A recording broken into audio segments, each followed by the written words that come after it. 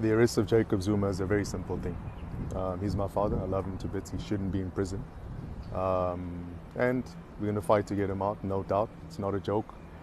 Free JZ. The reason why it's a problem is people think that you are incarcerating one man because of whatever reason is being given. But what we need to understand is that man carries the hopes, the aspirations, and the dreams of millions of people in this country. So you think you're locking up an individual that is a being on his own. That's not the case. You're locking up someone that carries a light for people.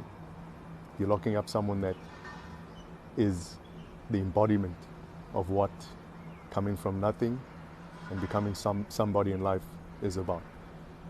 You're locking up someone that has contributed to the best of his abilities to get things to where they are in this country. Him, and there's a whole host of other people that have done so before. He's 79 years old. He's going nowhere. He's an old man. He's been hounded his whole political career. He's been poisoned on multiple occasions. You've tried to kill him. You forced him to resign, which he did. He's minding his own business. You continue hounding him. You've charged him.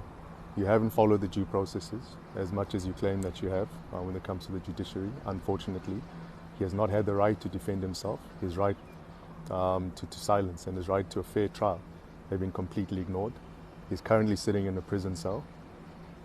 79 years old, guys. Stop playing games, man. There's more happening in this country than locking up one man that you believe is a root cause of all these issues. That's not the case. Stop lying to people and let's focus on the real issues. We're not here to distract from what needs to be done. We're not here to distract of the challenges we face today. We all need to band together. We all need to be a part of the solution.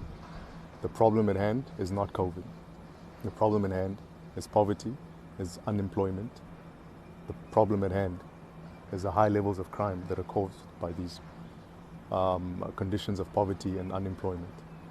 Now you're hiding behind a police force. That very same police force and defense force are members of our communities. These are people that leave their homes, and you're turning ordinary society into criminals. You're forcing people to go and take because they don't have.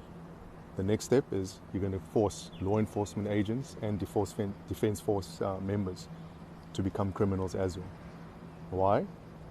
They're underpaid. You know that. You're not paying people well and expect them to come and deal with us.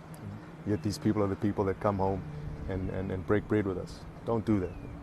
Don't place us in a situation where you leave us no choice but to do what we need to do.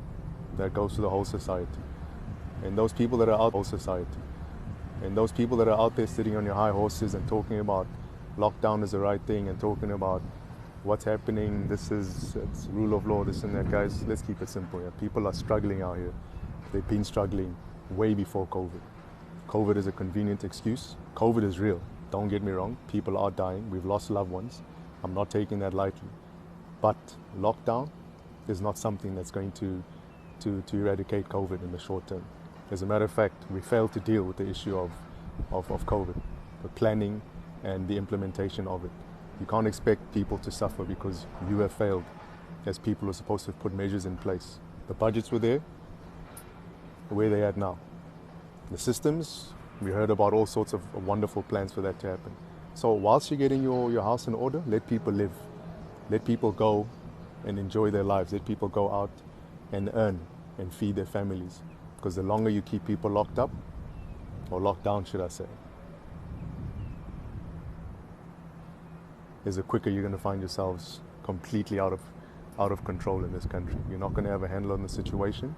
You can lock us all down, and unfortunately you're not serving the people, you're serving yourselves, and this is a big issue. The funds that were supposed to be distributed to the people living in dire straits, that hasn't happened.